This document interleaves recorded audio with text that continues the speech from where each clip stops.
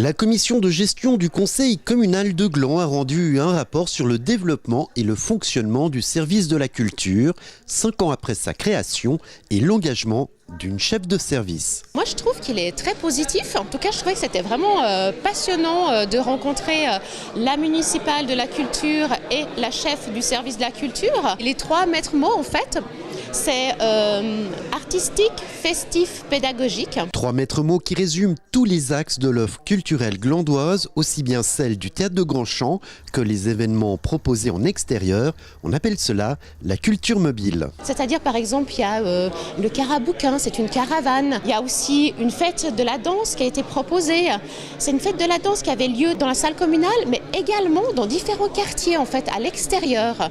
Donc ça c'est vraiment la volonté en fait du service de la culture à Gland, c'est vraiment de proposer une culture aussi à l'extérieur des murs, des salles. Ce service dont les employés représentent en tout 3,3 équivalents plein temps compte pour moins de 2% du budget communal. En 2017, il a généré des revenus d'environ 300 000 francs pour des charges d'un peu plus d'1,5 million de francs. 2% c'est peu, ça prouve qu'avec peu de moyens, on peut quand même avoir une offre culturelle très variée. Au programme de Grandchamp, site central de l'offre culturelle glandoise, des pièces de théâtre, des spectacles, des concerts et des projections de films. La commission relève la richesse de l'offre tout en regrettant un système de diffusion de films dépassé qui coupe le public de certaines œuvres récentes.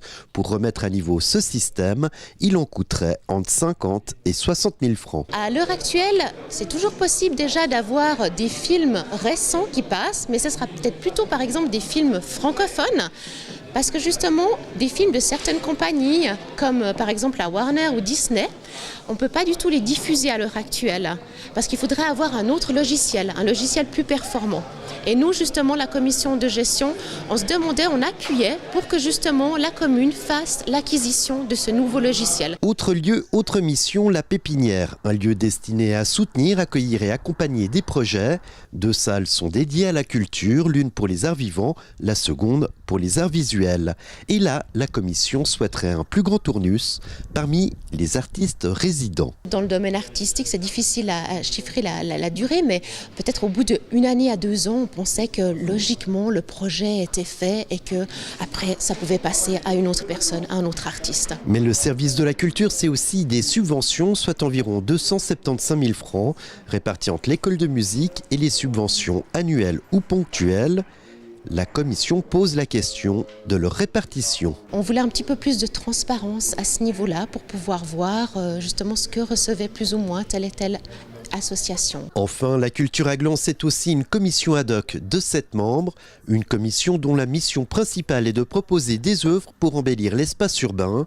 La COGES propose de revoir les statuts de cette commission. Dernièrement, ils ont quand même été à l'origine des boîtes à livres qui ont beaucoup de succès, c'est une réussite. Mais par contre, c'est vrai que pour certains côtés, on avait l'impression que certains membres avaient plus, entre guillemets, l'impression de faire un peu de la figuration. Donc je pense qu'il y a vraiment ces statuts qui sont vraiment à revoir et puis peut-être donner un peu plus de visibilité aux personnes qui font partie de la commission culturelle. En conclusion, la commission de gestion salue de manière globale le travail effectué par le service de la culture, mais émet quelques vœux, comme par exemple de rédiger un cahier des charges pour tous les employés du service et des règlements d'utilisation pour la pépinière et pour l'octroi de ces fameuses subventions.